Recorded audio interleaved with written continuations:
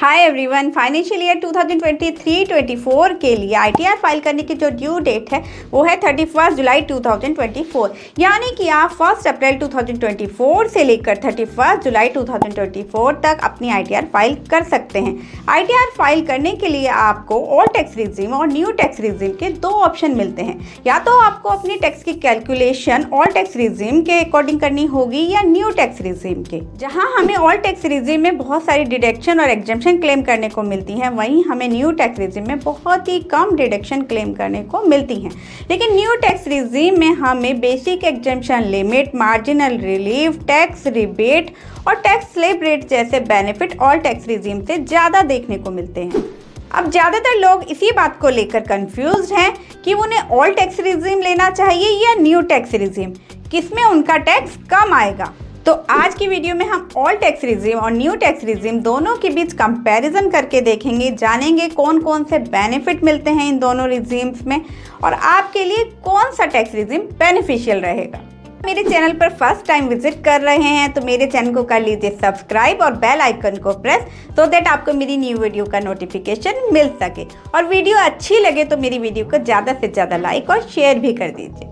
New tax regime में जाएं या ओल्ड टैक्स रिजीम में, ये इस बात पर डिपेंड करता है कि आपकी इनकम कितनी है, आप उसे इन्वेस्ट कहाँ कर रहे हैं और आपको मिलने वाली डिडक्शन और एग्जेम्पशन कितनी है। न्यू टैक्स रिजीम की बात करें तो फाइनेंशियल ईयर 2023-24 में new tax regime default regime होगा, मतलब automatic new tax regime select रहेगा। यदि आप न्यू टैक्स रिजीम में ही रहना चाहते हैं तो आप बिना किसी ऑप्शन को सेलेक्ट करे सीधा आईटीआर फाइल कर सकते हैं।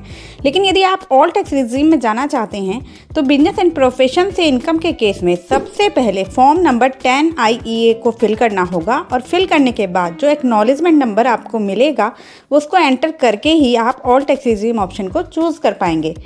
लेकिन यदि आप सैलरीड पर्सन हैं तो आपको फॉर्म नंबर 10 IEA भरना नहीं होगा, आप direct old tax regime option को चूज़ कर सकेंगे। एक सैलरीड पर्सन जो केवल सैलरी से ही इनकम प्राप्त करता है, उसके बिजनेस या प्रोफेशन से कोई इनकम नहीं है, तो यदि वो चाहे तो हर साल ओल्ड और न्यू टैक्स रिजीम के भी स्विच कर सकता है। लेकिन बिजनेस और प्रोफेशन और इंट्राडे FNO से इनकम करने वाले व्यक्ति हर साल ऐसा नहीं कर पाएंगे। वो पूरे लाइफ टाइम में सिर्फ एक बार ही न्यू टैक्स रिजीम से ओल्ड टैक्स रिजीम में जा सकते हैं। चलिए अब ओल्ड टैक्स रिजीम और न्यू टैक्स रिजीम के बीच कंपैरिजन करके देखते हैं। नंबर 1, ओल्ड और न्यू टैक्स रिजीम में इनकम टैक्स स्लैब रेट्स और इनकम टैक्स एग्जेम्पशन लिमिट अलग अलग हैं। ओल्ड टैक्स रिजीम में स्लैब रेट को general citizen, senior citizen, super senior citizen 3 category में डिवाइड किया गया है। वहीं न्यू टैक्स रिजीम में सभी कैटेगरीज के लिए सेम टैक्स स्लैब रेट्स होंगे। ओल्ड टैक्स रिजीम में जनरल सिटीजन यानी कि जिनकी एज 60 साल से कम है उनके लिए टैक्स एग्जेम्पशन लिमिट 2.5 लाख रुपए है। सीनियर सिटीजन जो 60 साल या उससे ज़्यादा के हैं लेकिन 80 ईयर्स से कम के हैं उनके लिए 3 लाख रुपए और सुपर सीनियर सिटीजन जिनकी एज 80 ईयर्स से ज़्यादा है उनके लिए 5 लाख रुपए है। और वहीं बात करें न्यू टैक्स रिजीम की तो यहाँ सभी कैटेगरीज के व्यक्तियों के लिए, चाहे वो जनरल सिटीजन हो, सीनियर सिटीजन हो या सुपर सीनियर सिटीजन हो, सभी के लिए 3 लाख रुपए की टैक्स एग्जेम्पशन लिमिट है। टैक्स स्लैब रेट्स की बात करें तो न्यू टैक्स रिजीम में ओल्ड टैक्स रिजीम के कंपैरिजन में टैक्स रेट्स कम हैं। जैसा कि आप यहाँ देख सकते हैं, ओल्ड टैक्स रिजीम में जनरल सिटीजन के केस में 5 लाख तक की इनकम पर 5% और 5 लाख से ऊपर और 10 लाख तक की इनकम पर 20% और 10 लाख से ऊपर की इनकम पर टैक्स रेट 30% है। वहीं न्यू टैक्स रिजीम में 6 लाख तक की इनकम पर 20% की बजाय 5% टैक्स रेट है और 6 से 9 लाख तक की इनकम पर 20% की बजाय 10% का टैक्स रेट है और 9 लाख से ज़्यादा और 12 लाख तक की इनकम पर 15% का टैक्स रेट है। 12 लाख से ज़्यादा और 15 लाख तक की इनकम पर 20% और 15 लाख से ज़्यादा की इनकम पर 30% का टैक्स रेट है। तो यहाँ हम कह सकते हैं कि ओल्ड टैक्स रिजीम के कंपैरिजन में न्यू टैक्स रिजीम में गवर्नमेंट द्वारा टैक्स रेट में ज़्यादा बेनिफिट दिया गया है।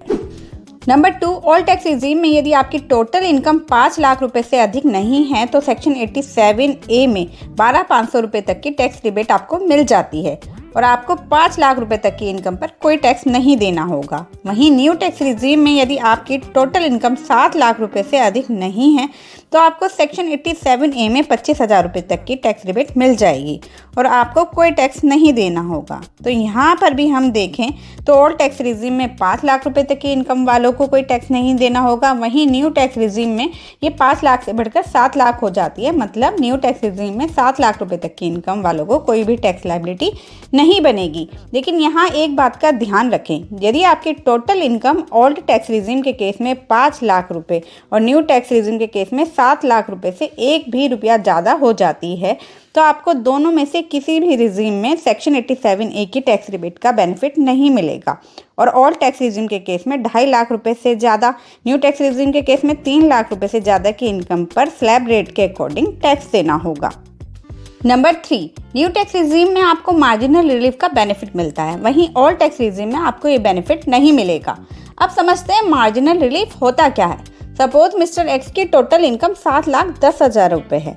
तो यहाँ सबसे पहले देखें तो मिस्टर एक्स की इनकम 7 लाख रुपए से ज़्यादा है तो न्यू टैक्स रिजीम या ओल्ड टैक्स रिजीम दोनों में ही उनको सेक्शन 87A की रिबेट नहीं मिलेगी और ये इनकम टैक्सेबल होगी। अब न्यू टैक्स रिजीम में देखें तो यहाँ 7,10,000 में से 3 लाख रुपए की टैक्स एग्जेम्पशन को छोड़कर बाकी के 4,10,000 रुपये पर टैक्स लगेगा, जो कि न्यू टैक्स रिजीम के हिसाब से 26,000 रुपये होगा।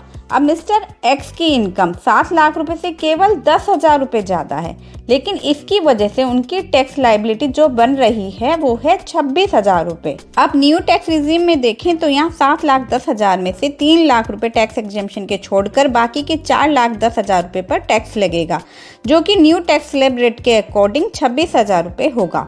अब मिस्टर एक्स की इनकम 7 लाख रुपए से केवल 10,000 रुपये ज़्यादा है, लेकिन इसकी वजह से उनकी टैक्स लायबिलिटी जो बन रही है वो है 26,000, जो कि 10,000 रुपये से बहुत ज़्यादा है। तो यहीं पे गवर्नमेंट द्वारा केवल न्यू टैक्स रिजीम में मार्जिनल टैक्स रिलीफ का बेनिफिट दिया गया है। अकॉर्डिंग टू दिस रूल, जितनी इनकम 7 लाख रुपए से ज़्यादा है और जितनी इनकम पर टैक्स बैठ रहा है उनमें से जो कम होगा केवल उतना ही टैक्स देना होगा। जैसे मिस्टर एक्स के केस में 7 लाख से ज़्यादा इनकम है 10,000 रुपये और टैक्स जो आ रहा है वो है 26,000 रुपये।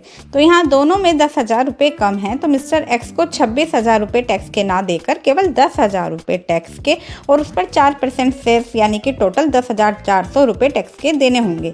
लेकिन मार्जिनल रिलीफ का बेनिफिट ओल्ड टैक्स रिजीम में नहीं मिलेगा। जैसे यदि ओल्ड टैक्स रिजीम में किसी व्यक्ति की टोटल इनकम 5,10,000 रुपये है तो उसको 5,10,000 में से 2.5 लाख रुपये की टैक्स एग्जेम्पशन को छोड़कर 2,60,000 रुपये पर टैक्स देना होगा, जो कि 14,500 रुपये आएगा। यहाँ उसको मार्जिनल रिलीफ का बेनिफिट नहीं मिलेगा।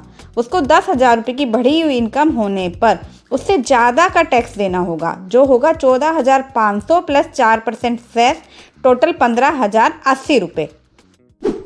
अभी तक हमने न्यू टैक्स रिजीम के बेनिफिट देखे हैं, लेकिन अब इस रिजीम की जो लिमिटेशन डिसएडवांटेज हैं उनको भी जान लेते हैं।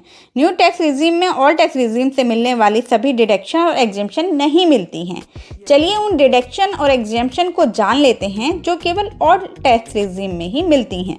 न्यू टैक्स रिजीम में आपको वो नहीं मिलेंगी। नंबर 1, अगर आप सैलरीड एम्प्लॉई हैं और आपको अपने एम्प्लॉयर से house rent allowance, leave travel allowance, helper allowance, other special allowance under section 1014, children education allowance, professional tax, entertainment allowance मिलते हैं तो आपको न्यू टैक्स रिजीम में इनमें से कोई भी अलाउंस अलाउड नहीं होंगे। मतलब ये आपकी सैलरी में से डिडक्ट नहीं होंगे, लेकिन इन सभी अलाउंस को आप ओल्ड टैक्स रिजीम में क्लेम कर सकते हैं। चलिए अब उन 2 अलाउंस की भी बात कर लेते हैं जो आपको न्यू टैक्स रिजीम और ओल्ड टैक्स रिजीम दोनों में मिलेंगे। पहला है स्टैंडर्ड डिडक्शन 50,000 रुपये की और दूसरा 80CCD two employer contribution in NPS fund. ये दोनों अलाउंस न्यू टैक्स रिजीम में भी आप क्लेम कर सकते हैं। नंबर 2, सेल्फ ऑक्यूपाइड प्रॉपर्टी के केस में होम लोन पर इंटरेस्ट के लिए 2 लाख की डिडक्शन ओल्ड टैक्स रिजीम में आप ले सकते हैं, लेकिन न्यू टैक्स रिजीम में आपको ये नहीं मिलेगी। न्यू टैक्स रिजीम में आप रेंटल प्रॉपर्टी के केस में होम लोन पर इंटरेस्ट के पेमेंट की उतनी डिडक्शन क्लेम कर सकते हैं जितने इंटरेस्ट का पेमेंट आपने किया हो या 2 लाख में से जो भी कम हो।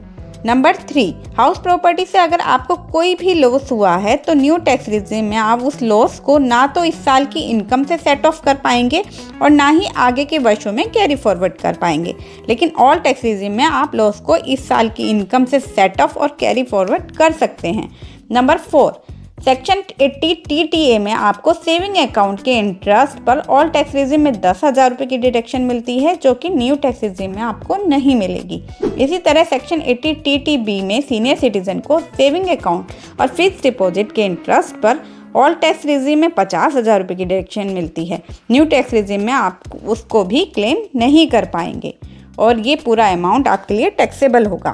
नंबर 5, चैप्टर 6A के अंतर्गत 80C से लेकर 80U तक की कोई भी डिडक्शन आपको न्यू टैक्स रेजिम में नहीं मिलेगी। दोनों टैक्स रेजिम के एडवांटेज और डिसएडवांटेज जान लेने के बाद ये कंक्लूजन निकलता है कि न्यू टैक्स रेजिम उन लोगों के लिए बेनिफिशियल रहेगा जो टैक्स सेविंग इन्वेस्टमेंट नहीं करना चाहते हैं। दूसरा, जिन्हें अपने एम्प्लॉयर से अलाउंसेस या कम या नहीं मिलते हैं।